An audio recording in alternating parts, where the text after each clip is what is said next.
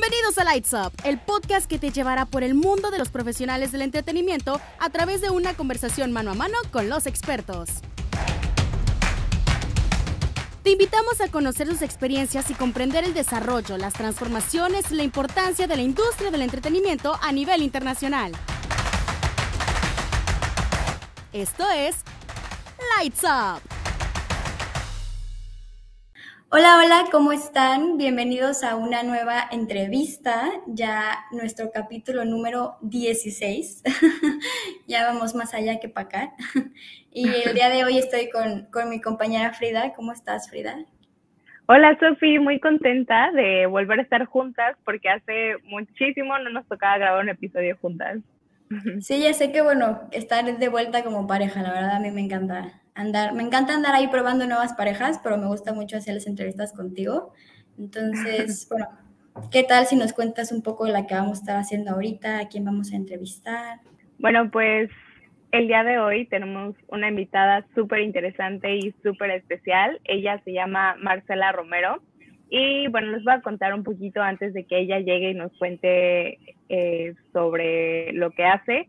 Pero ella fue becaria del FONCA en el 2009 y 2010 y también del 2016 al 2018.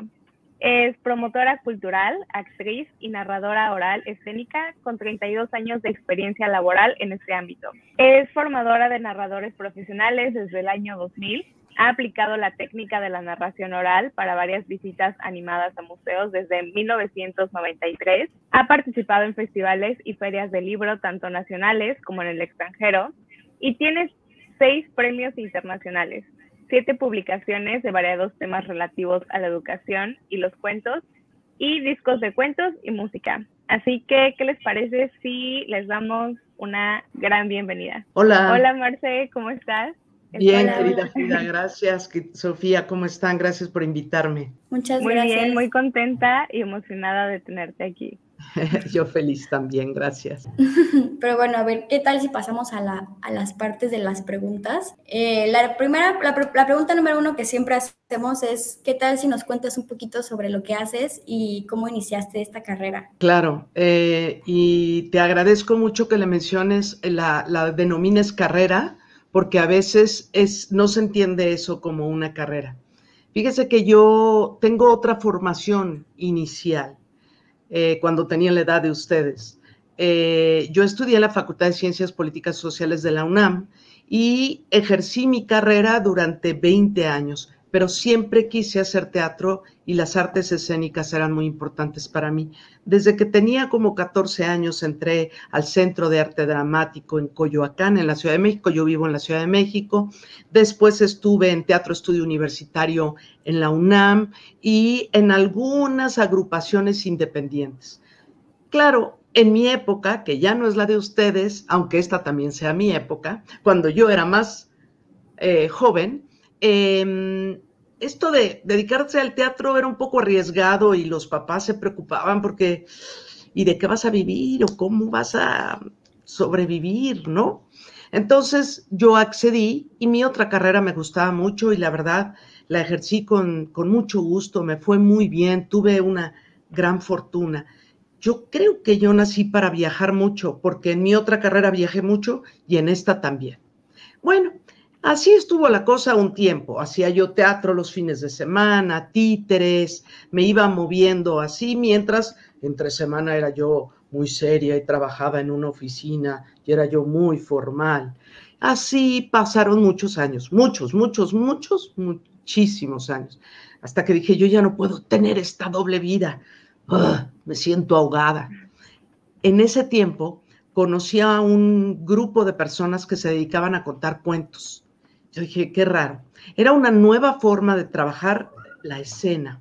Fui a ver a una de ellas, me quedé encantada. Lo que pasó conmigo cuando escuché el cuento, lo que veía que pasaba con el público mientras escuchaba, lo que veía que pasaba con la persona mientras narraba. No, fue una combinación de hipnosis, con placer, con, ¿qué les diré? Con sueño y con imaginación. Yo dije, esto es lo mío, me gusta mucho. Y me fui acercando al arte de narrar cuentos oralmente. Contar cuentos, ya lo iremos platicando, es innato al ser humano. Todos tenemos la capacidad de contar, a todos nos gusta contar. Claro, cuando ya te vas a subir a un escenario o cuando ya vas a contar frente a 300, 500, 1000 personas, entonces hay que profesionalizarse. Y eso hice, me profesionalicé. Seguí trabajando en el sector público seriamente y los fines de semana yéndome a contar cuentos. Hasta que un día dije, se acabó. Y todos dijeron, ay, qué bueno, por fin va a dejar el teatrito y se va a dedicar a esto. Al revés, seguí con el teatrito y dejé lo otro. Y a eso me dedico desde entonces. Me dedico a contar cuentos hace 32 años, de manera independiente, sin un trabajo paralelo, por así decirlo, hace 22. Ya corrió mucha agua bajo el puente. Wow, creo que es de admirar esta parte de, ok, voy a ir por lo que realmente me hace feliz. Y bueno, creo que es algo que identifica a muchas personas que están en esta carrera, porque la mayoría llega porque es una pasión o porque están descubriendo una pasión. Entonces, la verdad, qué admiración. Y los felicito. Muchísimas gracias. Y bueno, hablando un poquito de esta cuestión de contar historias y que es nato del ser humano, ¿en qué otras áreas crees que puede aplicar? Bueno, me quiero enfocar un poquito más en esta parte de cómo es este storytelling o esta cuestión de que es innato contar cuentos. Mira, y se los pongo a ustedes dos y a quien nos hace el favor de su atención. Cuando ustedes salen a la calle y de pronto ven algo, ocurre algo en la calle, un accidente o una discusión, o ven un paisaje hermoso, o pasa en medio de la Ciudad de México un águila, que hemos estado viendo en pandemia preciosas águilas sobrevolar aquí por donde vivo. Cuando pasa eso y ustedes regresan con alguien y le dicen, no sabes lo que acabo de ver. Imagínate tú que iba caminando, el tráfico, el smog, todo iba terrible y de pronto, magnífica el ala volando, el águila volando, una águila volando preciosa y de repente hizo así y yo me quedé sorprendida y dije, ¿qué me querrá decir? Oh, no, llegué y en la esquina un par de señores gritándose, era espantoso. Todos contamos. Van a ver una película, la contamos. Están viendo una serie, la contamos. Te piden que recomiendes un libro, lo cuentas. Te enojas con el novio, lo cuentas a las amigas. Te enojas con la novia, lo cuentas con los amigos con un traguito también. Todo contamos. El ser humano es un ser narrativo por excelencia. Eso se nos da desde siempre. Ustedes recuerden el hombre, piensen, no que recuerden, o sí, si creemos en las diferentes vidas, en el hombre primitivo. ¿Qué es lo que hacía el hombre primitivo? Contaba, primero guturalmente, con gestos y con movimientos, y después se fue desarrollando el habla. La escritura es muy joven, es muy nueva en la historia de la humanidad, es muy joven. Sin embargo, el hombre cuenta desde siempre. Las culturas siempre han sido orales. La escritura es muy nueva. Entonces, no, digamos, se ha olvidado este gusto por escuchar y por hablar, pero esto ha sido parte de la historia de la humanidad desde siempre. Entonces, imagínense ustedes en las cuevas. Iban los hombres a cazar de pronto y regresaban después de haber destazado el mamut, porque imagínense traerse un mamut completo arrastrando, es imposible, ¿no? Es imposible. O sea, hay que destazarlo primero y luego traérselo. Pero entonces ya llegan y todos felices porque viene el mamut, ¿cómo te fue?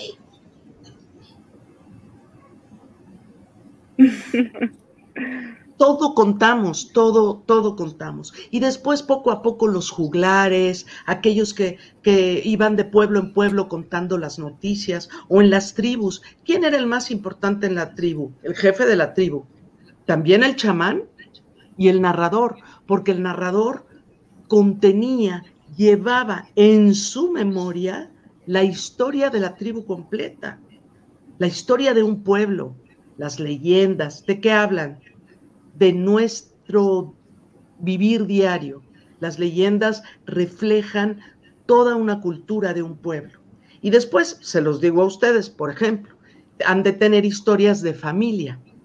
Entonces, hay historias que solo tienen esa connotación familiar. Aquellos que son parte de un núcleo familiar, que de repente dicen, Frida, colgando de un columpio de un árbol en Coyoacán. Entonces, la mamá de Frida, el papá de Frida, Frida y la hermanita de Frida y la otra hermanita de Frida, ¡pum!, se les genera una imagen y ya. Y esa es una historia de ese núcleo familiar. Pero después podemos buscar una historia de, no sé, Puerto Morelos, algo que tenga que ver con Puerto Morelos. Y entonces sí, toda una comunidad en Puerto Morelos son los que comparten esa historia. Pero luego nos vamos a Playa del Carmen, o nos vamos a Cancún, o nos vamos a Quintana Roo, o nos vamos a México. Y entonces toda una población, yo les digo a ustedes, por ejemplo, si yo digo, ¡ay, mis hijos! No necesito decir nada más. Y ustedes de inmediato hacen un clic con una historia que todos conocemos en México, y les tengo una noticia, en Centro y Sudamérica. Entonces, las leyendas nos dan como un arraigo, un sentido de pertenencia. Después vienen las otras historias, lo que vivimos diariamente, la literatura, esas son otras historias. No, creo que es muy interesante esto que nos cuentas. De hecho, dentro de la carrera, desde primer semestre, nos platican la importancia del storytelling, de cómo tú cuentas tu historia o cómo tú cuentas una historia. Eso puede cambiar cómo mueves a las masas o cómo vendes tu producto o te vendes a ti. O sea, la importancia del storytelling creo que es algo que uno no se detiene a pensar, pero tiene un poder gigante. Y el cómo lo cuentas, sobre todo, el cómo decides tú como que plantear esto. Entonces, que lo platiques de esta forma es como, pues muy relacionado con eso, porque te hace dar cuenta como que sí es muy importante y que ha estado desde siempre. Y yo les quiero preguntar a ustedes, perdón, yo sé que la entrevistada soy yo, pero yo les voy a repetir. Claro. Y esto les dicen de la importancia del storytelling, de contar las historias. Me gustaría que conversáramos un poco también de la responsabilidad y de la ética del que está contando, ¿no? Si tú sabes que puedes, como dijo Sofía, mover masas, si tú sabes que puedes influir en el gusto del otro, en lo que el otro mira o se siente atraído por algún producto o por algo, que tú asumas la responsabilidad de que esa palabra que vas a decir sea honesta, sea veraz, sea auténtica, sea amorosa, porque eso hacemos los narradores, o al menos algunos, o por lo menos mis alumnos. Tiene que haber veracidad, tiene que haber autenticidad. No puedo engañar, aunque esté contando de dragones y de sirenas o lo que sea. Tiene que haber verdad en mi palabra, porque sé que el otro entra en un estado de hipnosis temporal, como decía mi maestro Garzón. Cuando a ti te están contando una historia, como sea que sea, entras así como que te quedas... ¡ah! Y cuando estás ahí, el otro está entrando en tu subconsciente. ¿Dónde está la responsabilidad del que está entrando en tu subconsciente, no? Claro, sí, claro. Creo que es un tema muy importante porque... Por ejemplo, ahorita que estaba diciendo Sofía de las masas y tocar los sentimientos, es muy importante tocarlos sin llegar a la manipulación o llegar a una exageración que ya deja de ser verdad, ¿no? Sí. Entonces, sí, creo que es muy importante siempre tener eso en mente. Sí, o sea, yo quería agregar que de hecho tengo una materia que se llama formación de audiencias, donde vemos como esta parte de cómo funcionan las masas y estos conceptos. Y en la lectura que estamos leyendo hace mucho hincapié del poder de contar, del poder que tiene contar las historias y que es un arma de doble filo, que hay que saber usar de manera ética. Y es como les dice, es algo que uno no se detiene a pensar, pero se tiene que hacer de manera consciente por el poder que tiene, ¿no? Mi siguiente pregunta sería, ¿cómo es la experiencia de narrar, grabar, escribir guiones y todavía enseñar? Se va dando. Dijo Frida algo muy importante, lo dijiste tú, Sofía, encontrar la pasión en lo que haces.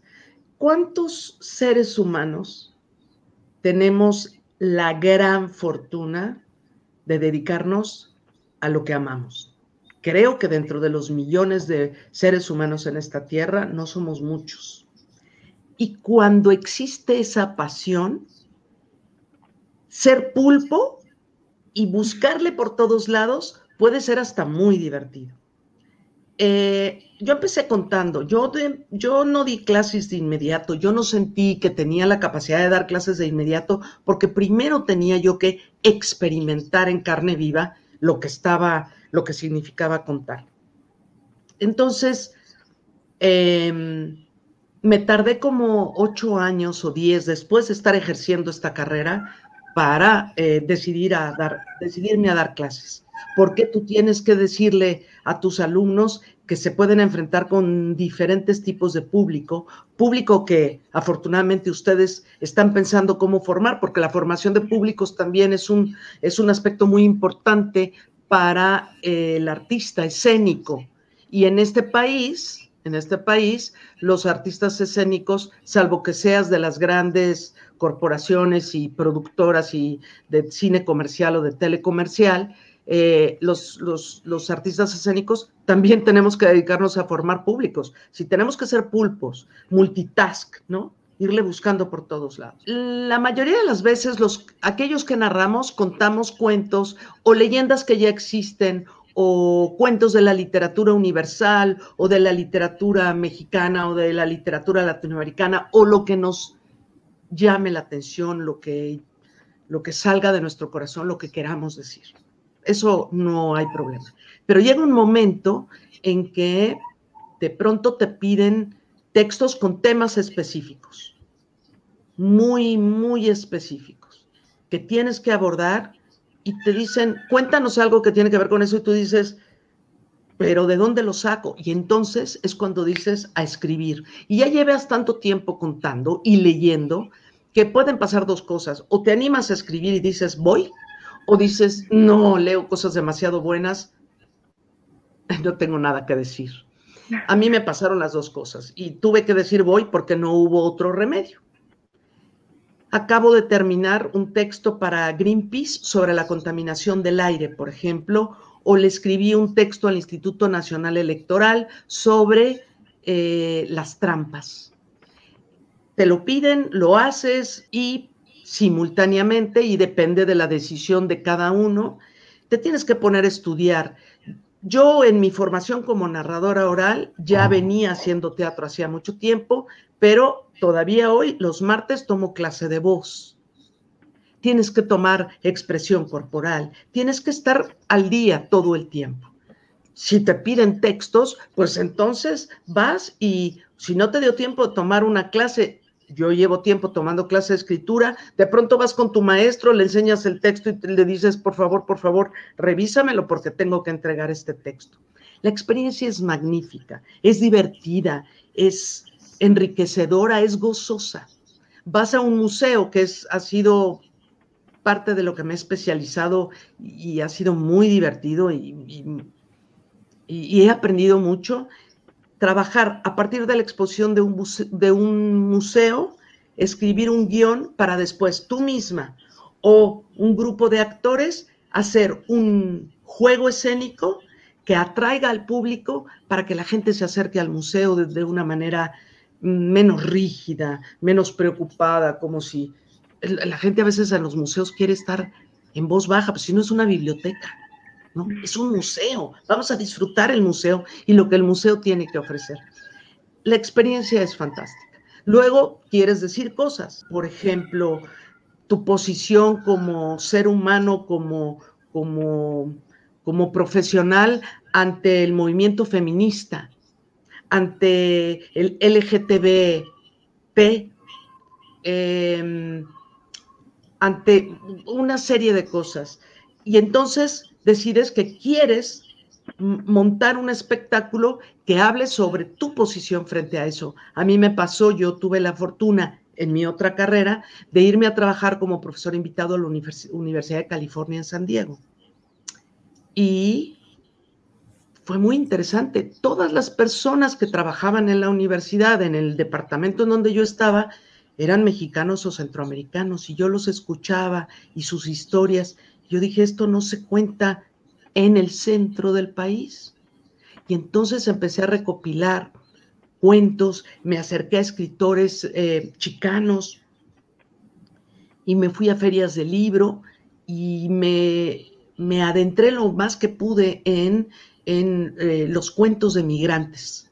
Y uno de los espectáculos que he montado y que he ido actualizando, desafortunadamente no con historias muy halagüeñas, sino más bien tristes, ha sido el de migración.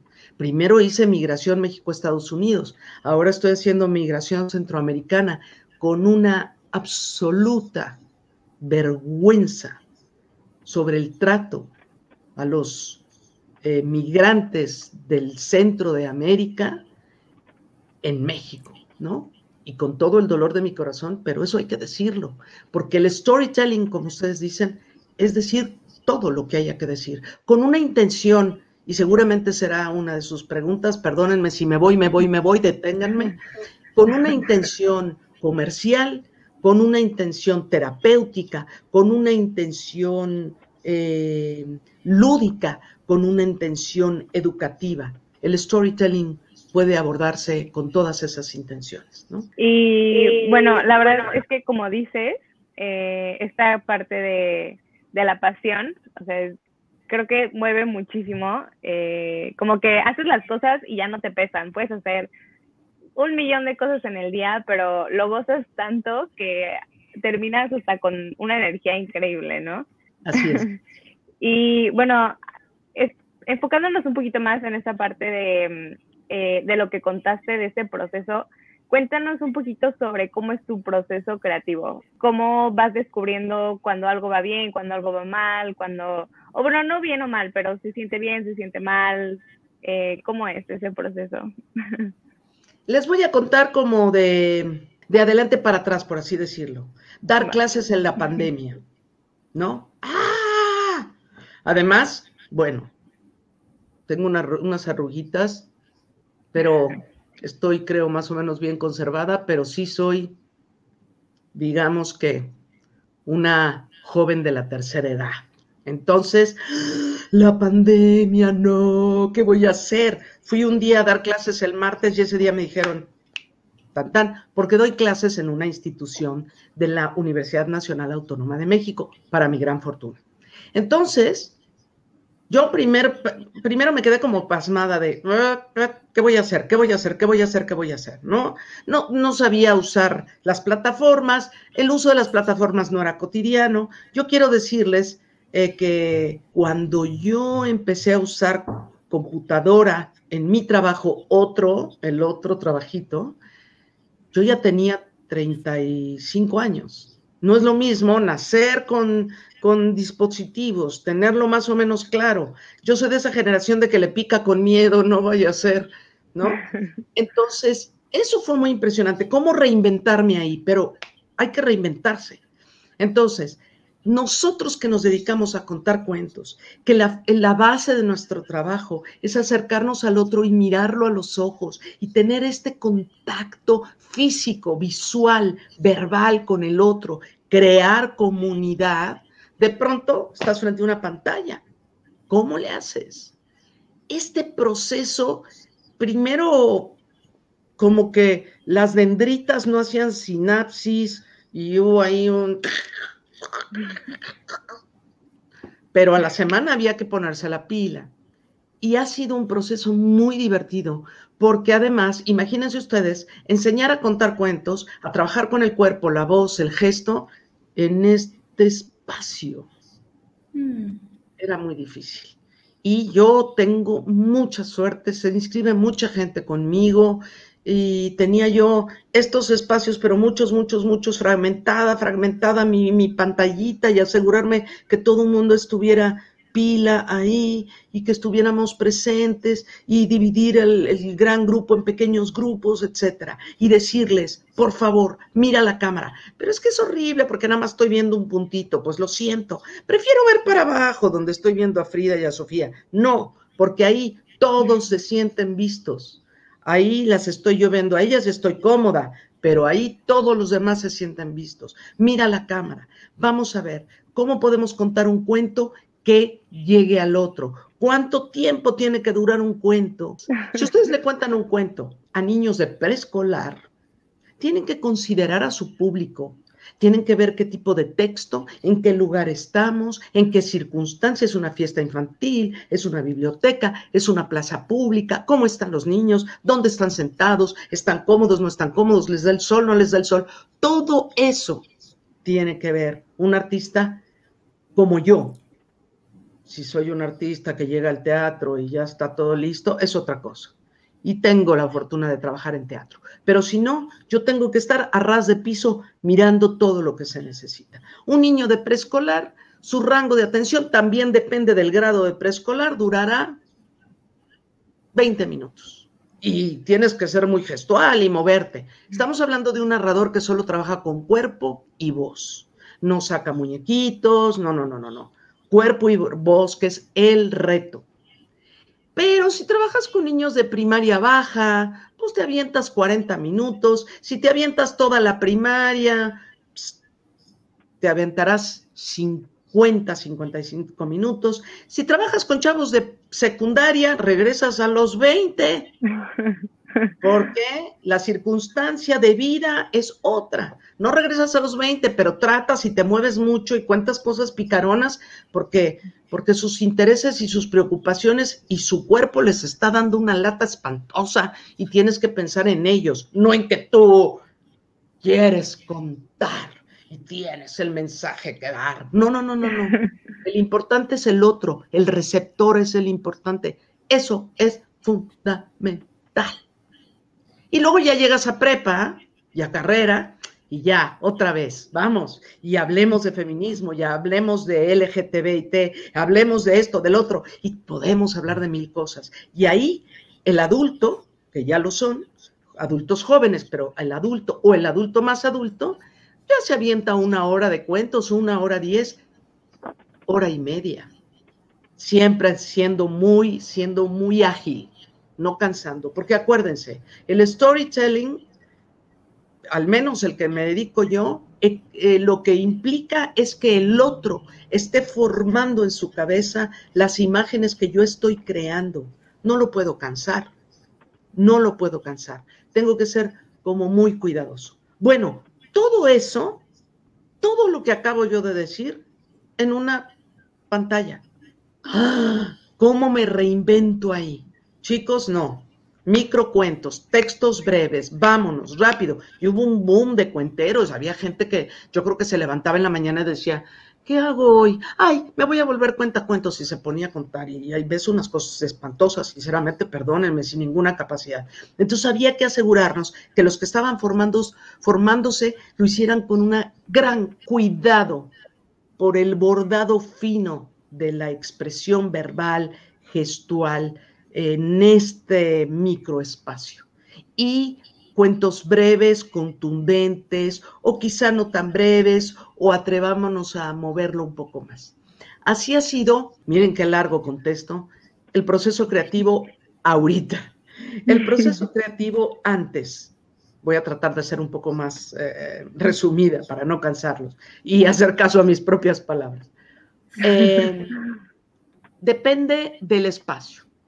Antes de la pandemia tenía yo a mi cargo la programación de un centro cultural bellísimo que queda aquí en Coyoacán, en la Ciudad de México, que es el Centro Cultural Elena Garro, en la Plaza de la Conchita, muy cerca de la Plaza de la Conchita, un centro cultural hermoso administrado por Educal, ahora también por el Fondo de Cultura Económica, con un teatro pequeño, un auditorio hermoso, bueno, ideal para narradores, y ahí duré casi 6 años trabajando. Es ver el espacio y decir, este espacio está para esto. Invitar narradores para que vean el espacio el espacio y se sientan atraídos. Por ahí puede ser. El espacio te puede invitar a crear. Ese puede ser parte del proceso, pero también puede ser tener un texto o un grupo de textos y decir, yo quiero contar esto, este es mi cuerpo narrativo y cómo lo voy a cohesionar. ¿Cuál va a ser el hilo conductor que me va a llevar a través de estos textos para yo poderlos contar, ¿no? O tengo que trabajar para esta institución. ¿Qué es lo que quiere esta institución y qué puedo darle a la institución? Entonces, el proceso tiene como muchos caminos por donde abordarlo. Y también tus propias pasiones, tu deseo de decir y de hablar. Eso también te determina, eso también te marca una pauta. El narrador encuentra el texto y primero tiene que hacer un trabajo con el texto. Primero, leo el texto me tiene que gustar, el texto tiene que decirme algo para que yo pueda transmitirlo y yo tengo que tener la capacidad de ser respetuosa con el autor o con el texto mismo. Después de estudiar muy bien el texto, que no memorizar, tengo que mirar hacia adentro para poder ver las imágenes que ese texto me provoca. Si yo a ustedes les dijera, cuéntenme la última serie que están viendo o una película, ustedes podrían hacerlo de inmediato, porque lo que me cuentan es una secuencia de imágenes que ustedes vieron.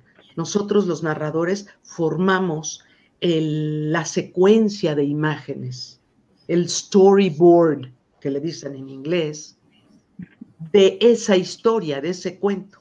Y eso es lo que contamos. Después, ese proceso significa que si ya tienes las imágenes, vayas verbalizando y vayas cotejando con el texto original. Y después de verbalizar y sentirte cómoda, los narradores reescribimos el texto, hacemos una versión oral del texto que contamos, porque esto es literario, si es que lo tomamos de un texto literario.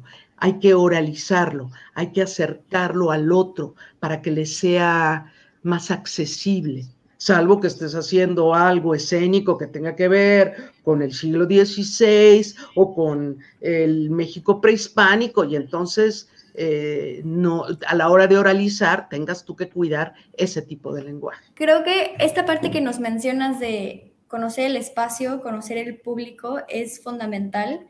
Corrígeme si estoy mal, pero esta parte de contar cuentos, contar historias, pues cuenta como vender una experiencia.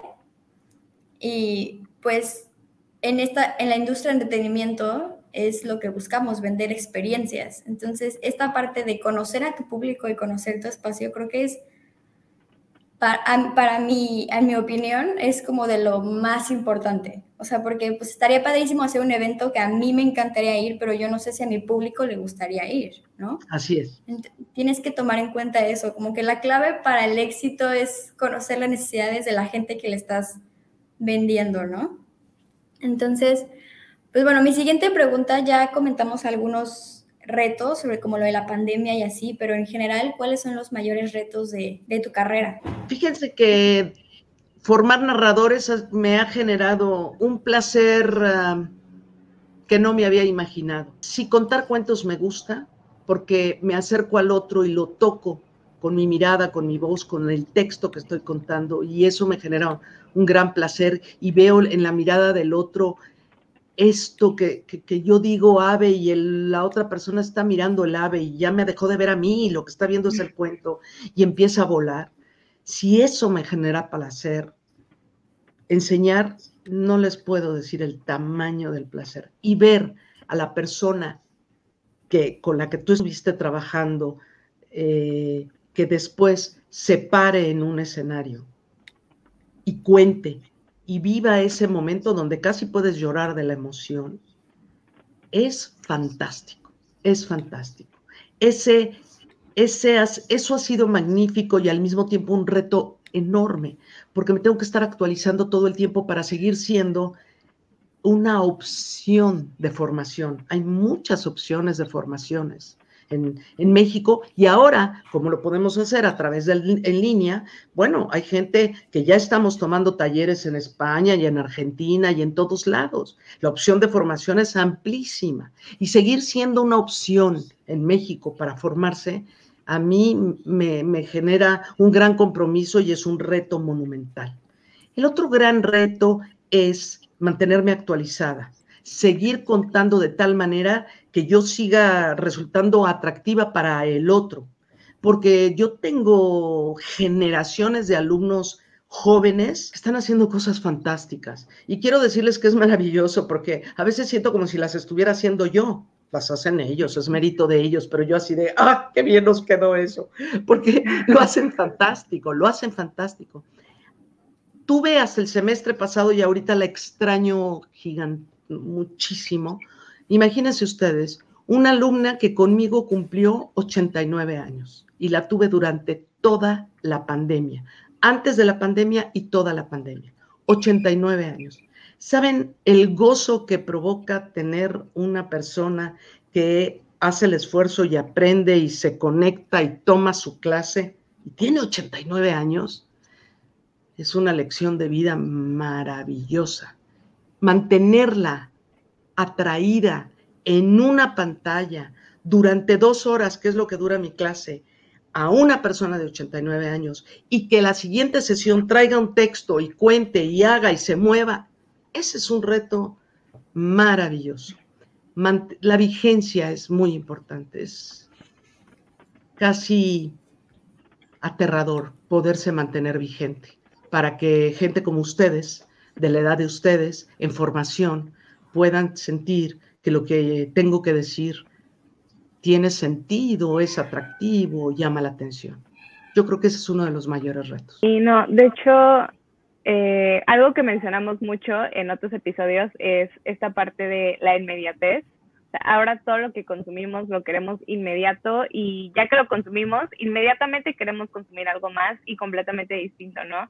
Entonces creo que sí, como dices, ha de ser muy, muy, muy difícil. ¿Cómo es esta parte de crear proyectos tanto para niños y después irte para la parte de adultos? ¿Cómo es esta parte de dividirte como creativamente o emocionalmente también? Como dices, lo de los migrantes, o sea, son temas que tocas y pueden ser temas muy fuertes, y después irte con un niño y contarle sobre la sirena y el dragón. ¿Cómo es?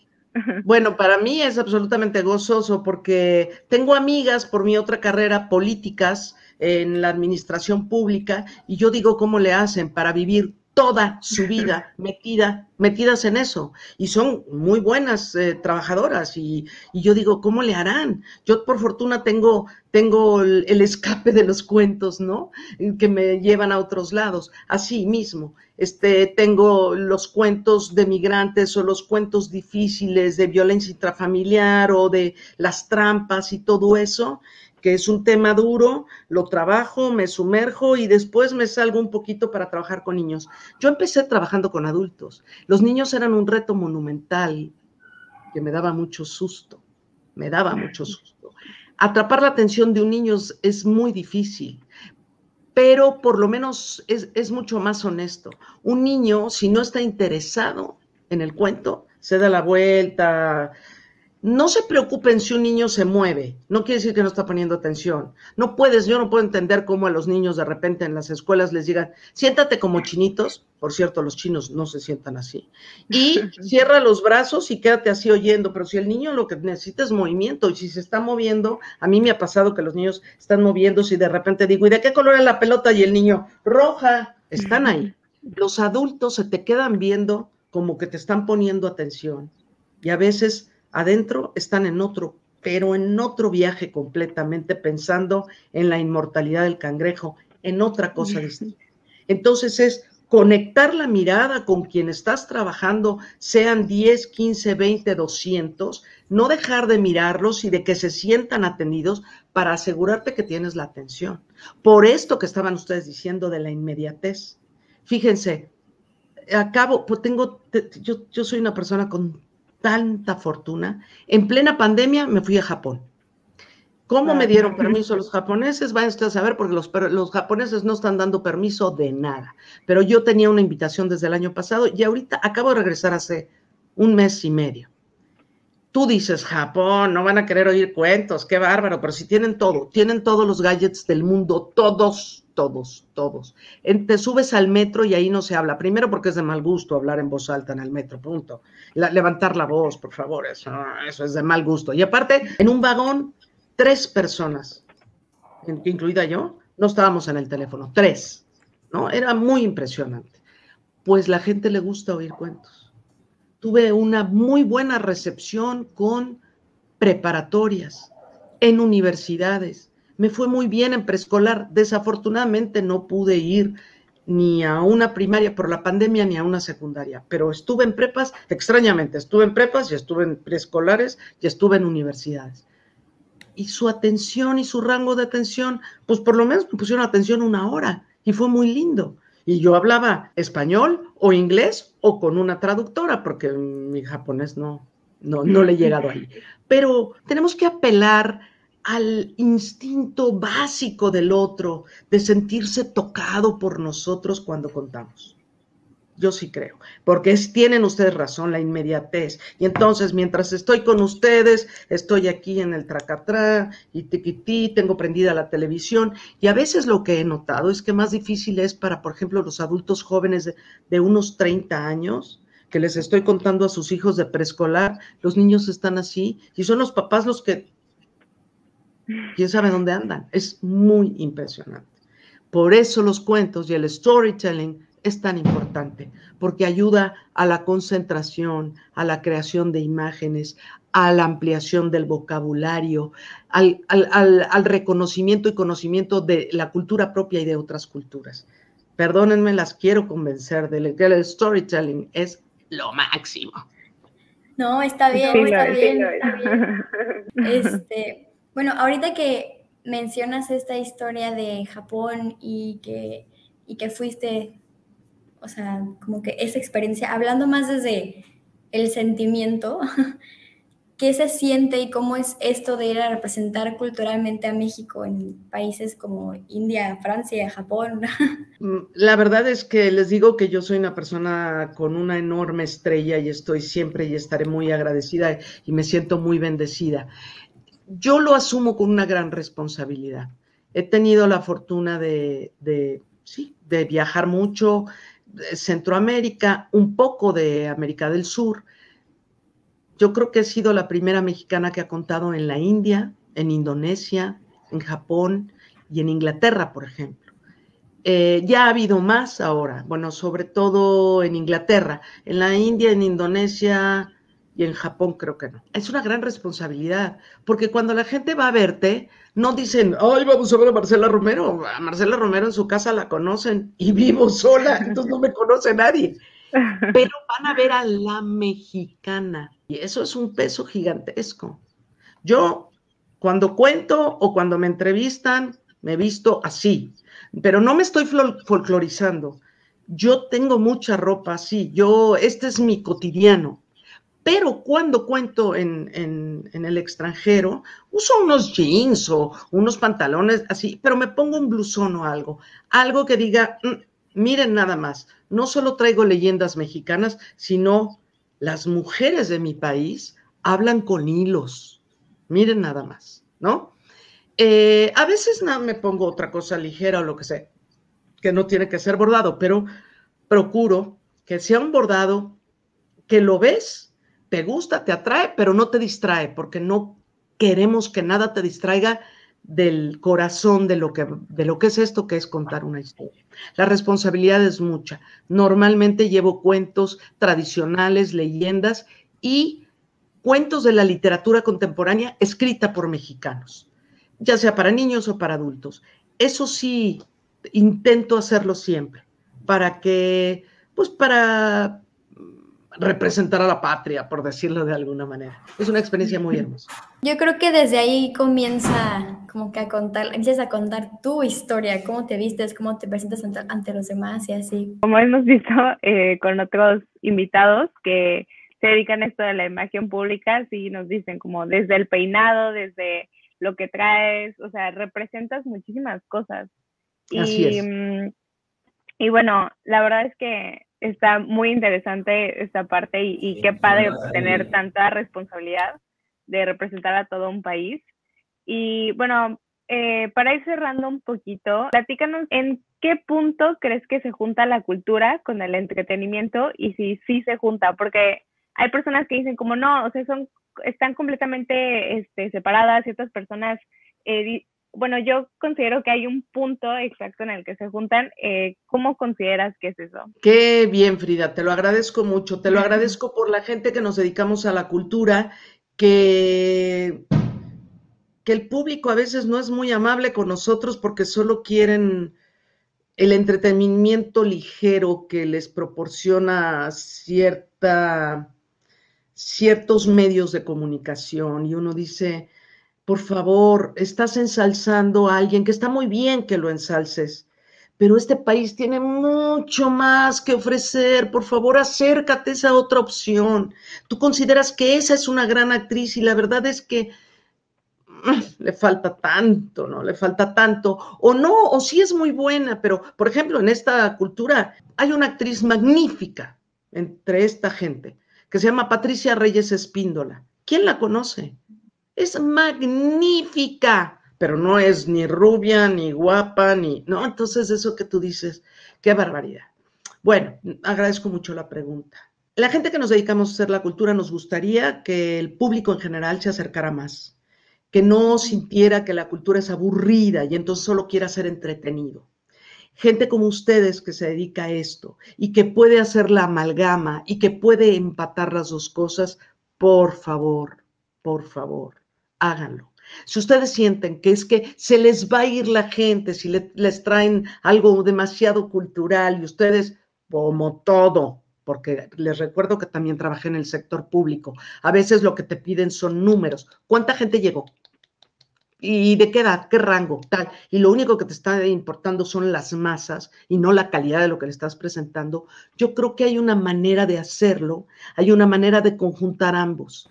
Ir trayendo poco a poco cultura dentro de la actividad del entretenimiento, lentamente, para que el otro se sienta atraído. ¿A qué me refiero? Miren, espero de veras poder transmitir lo que les quiero decir. Estuve en un programa en el que se quería atraer al público a bibliotecas. Pues, ¿quién quiere una biblioteca? Nadie quiere una biblioteca, qué horror. Entonces, abrieron un programa en el que se les daba clase de macramé a las señoras en la biblioteca, para que se acercaran, no a los libros, al macramé.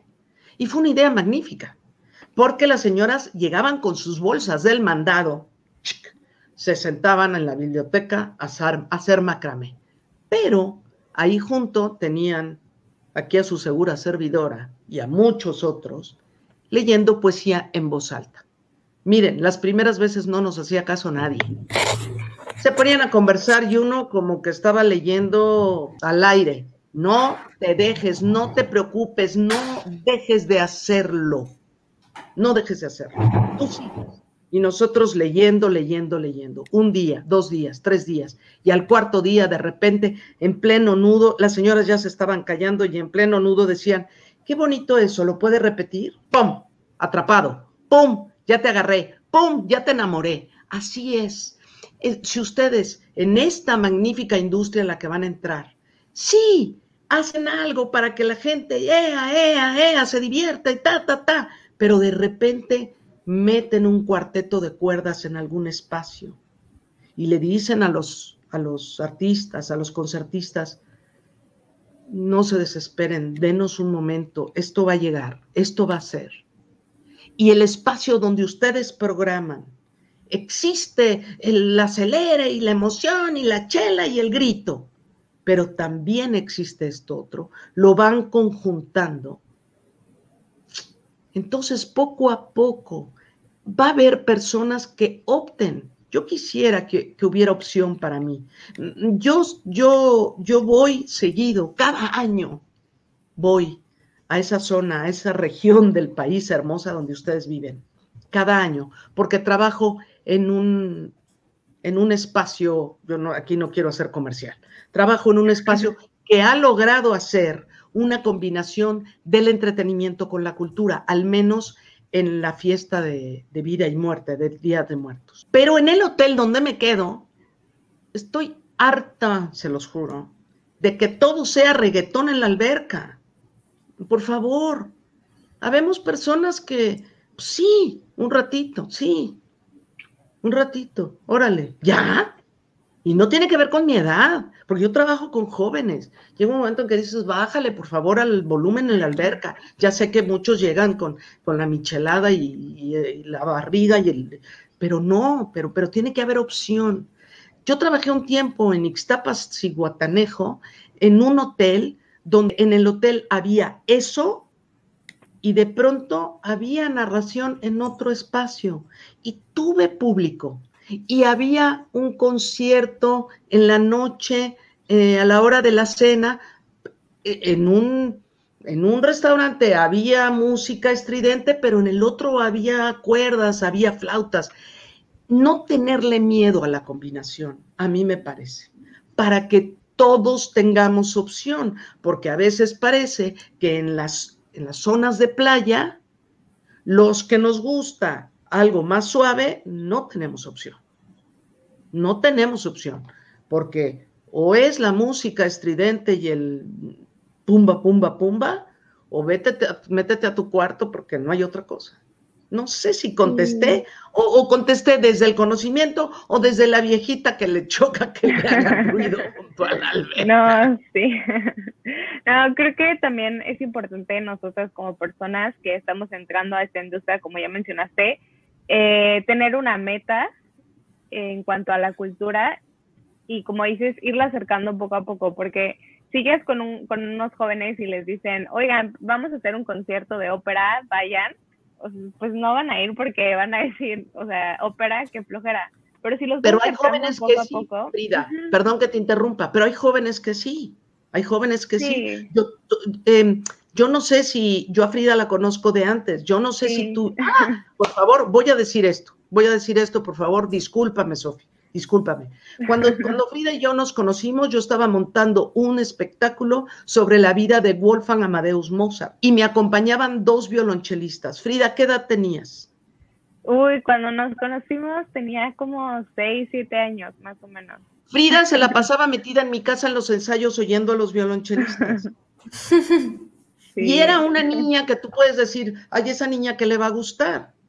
Es que decimos, es que a los jóvenes solo les gusta el hip hop o no sé qué. Sí, qué padre, pero hay jóvenes, tú viste, los violonchelistas con los que yo trabajaba eran chavos de, ¿qué? 18, 19 años, que estaban haciendo su carrera de música, ¿no? Entonces, perdón que te he interrumpido, Frida, tú eras una niña de 6 y tus papás desesperados, ¿dónde está Frida? Frida está metida en la casa de la vecina oyendo el ensayo, ¿no? Sí. Tú y con tu hermana. Entonces, bueno, perdóname, te interrumpí, Frida.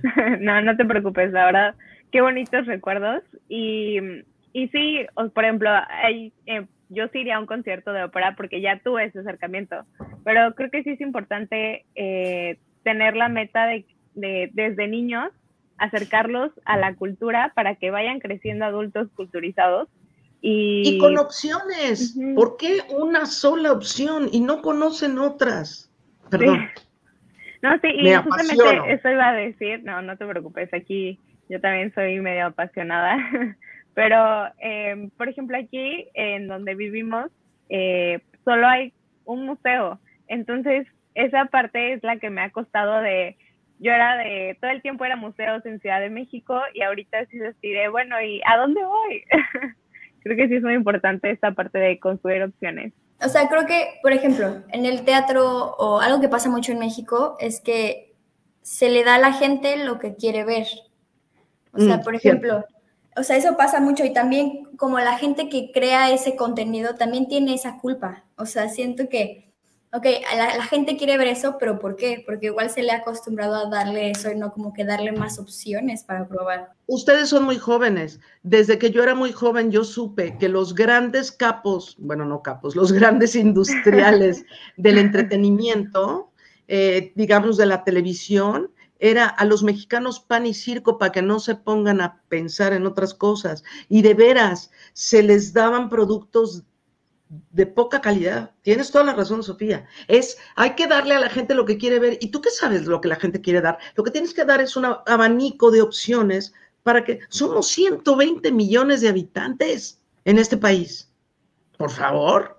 Habrá quien le guste una cosa, quien le guste otra, habrá quien le guste la jarana, habrá quien le guste la no sé qué. Por favor, hay 1000 opciones, miles. Somos un país tan rico culturalmente. Ay, Sofi, sí. Perdón, ya me voy a callar, esto ya se alarga. No, es justo para esto, o sea, para platicar, para aprender, la verdad es justo para este espacio. Y pues bueno, nuestra última pregunta, una pregunta que nos gusta mucho hacer, es ¿cuál ha sido tu mejor aprendizaje y qué consejo le podrías dar a nuestros oyentes o a alguien interesado en esta industria? No sé si tenga que ver con la industria. Quisiera más bien decirles qué es lo que he aprendido a lo largo de mi vida como ser humano que les puede servir para la industria o les puede servir para lo que sea. Hacer las cosas de manera comprometida, con pasión, ser riguroso con su estudio y con su trabajo. Ustedes pueden sufrir inicialmente un poquito a la hora que se están formando, se están preparando y están armando su camino, y después viene caminando casi solito, pero nunca perdiendo el rigor y la seriedad. Hacer las cosas con amor, hacer las cosas con una buena actitud, tener un trato amable con los demás, saber que estamos entregando una parte de nuestra energía al otro y el otro al acercarse a nosotros nos está dando una parte de su energía. Entender que este es un intercambio humano, aunque queramos ganar una lana, aunque queramos hacernos famosos, aunque queramos lograr 1000 cosas. Lo primordial es este encuentro de nosotros como seres humanos, con pasión, con compromiso, con rigor, con estudio. El estudio no cesa, no para nunca. Y qué bueno, porque si no, qué aburrido. Entonces, encontrar este gusto por estar estudiando, aprendiendo, conociendo nuevas cosas. Si se van a dedicar a cuestiones culturales, por favor, ustedes mismos busquen en ese abanico todas las posibilidades que hay para que vayan aprendiendo. No hay cosa más hermosa que alguien te toque un tema y tú sepas un poquito de ese tema para poder establecer un diálogo. Eso es mi consejo. Wow, la verdad es que qué bonito consejo y espero que todos hayan apuntado y lo pongan en práctica porque es un gran consejo de vida. Y pues, bueno, lamentablemente tenemos que ya cortar esta entrevista, pero creo que podríamos seguir horas hablando contigo. Sí. Y pues agradecemos muchísimo que nos hayas dado esta entrevista. La verdad, súper interesante, súper rica. Y pues, bueno, no sé si tienes alguna página en Facebook o alguna página que quieras compartir. Si no, está perfecto. Sí tengo, pero no me la sé. Bueno. Es una pena. Les prometo que en un minuto se las mando para que ustedes me hagan favor de ponerla en un banner. Sí, claro, la ponemos en un banner, no te preocupes. Les voy a confesar algo, chicos, y aquí me contradigo, ¿eh? Me voy a contradecir. Yo que les digo, acepten el reto, aviéntense, ábranse. ¿Qué creen? No le agarro todavía mucho al Instagram y esas cosas. Entonces, tengo Instagram, pero me lo maneja alguien. Y una persona el otro día me dijo, qué bonito lo que subiste a Instagram. Y yo me quedé así. Oye, ¿qué fue lo que subí en Instagram? Me dijo, ay, fíjate que puse tu logotipo y lo jugué así. Y yo, gracias. Entonces, sí tengo Instagram y tengo Facebook. Y tengo una página en YouTube donde pueden oír cuentos que se llama, así lo ponen, Cuentos de la Bugambilia, y van a ver que cuento aquí afuerita donde están mis macetas de bugambilia, principalmente cuentos para niños, aunque ya me están pidiendo cuentos para adultos, que no necesariamente son picantes, aunque puedo también. Creo que le voy a poner la bugambilia nocturna, o la bugambilia de noche, o algo así. Pero eso es lo único que les puedo decir, Cuentos de la Bugambilia, y prometo ahorita mismo mandarles para que me hagan favor de poner el banner, porque... Claro, no te preocupes. Claro, si no igual... me ha pasado, tengo que confesarles y los admiro mucho a todos ustedes. esta capacidad de multimedia y de multitask. Me siento un poco, sinceramente, en la pandemia, me entró una como parálisis, me agobié, era tal la cantidad de oferta que en lugar de decir, bueno, discrimino y me meto a una cosa u otra, decidí no ver nada y ha sido terrible porque estoy tratando de entrar otra vez poco a poco. Bueno, en serio, muchas gracias por esta plática. Como dice Frida, buenísima, nos podremos seguir muchísimo tiempo más, la disfruté bastante. Y bueno, abajo pueden encontrar en la descripción a las redes de nuestra invitada y cómo pueden escuchar un poco de su trabajo. Y también no olviden seguirnos en Instagram como lightsup.cast. Déjenos sus comentarios y qué quieren escuchar más adelante, qué les gustó de esta entrevista. Interactúen. Muchas gracias, Sofi. Muchas gracias, Frida. Muchas gracias por invitarme. Estoy encantada. Si tienen alguna reacción a esta entrevista y me la quieren compartir, voy a estar muy agradecida. Por una cuestión, pues nada más de ver cómo le cae uno al otro. Puede también tener algo que ver con el ego y esas cosas, pero capaz si me dan una buena tunda, también quiero enterarme, ¿no? Les agradezco muchísimo. Les deseo mucho éxito. Espero que tengan un desarrollo profesional magnífico, que les vaya muy bien en la vida, que lo disfruten y que sean muy exitosos. Muchísimas gracias, Marce. Un abrazo. Abrazo. Muchas gracias. Si te gustó este podcast, te invitamos a seguir los próximos capítulos que se estarán subiendo semanalmente. Te recordamos también que en cada ocasión tendremos un invitado especial que nos contará su experiencia y trayectoria en distintas áreas de la industria. Lightsup te da la bienvenida al mundo del entretenimiento. Te esperamos en el siguiente programa.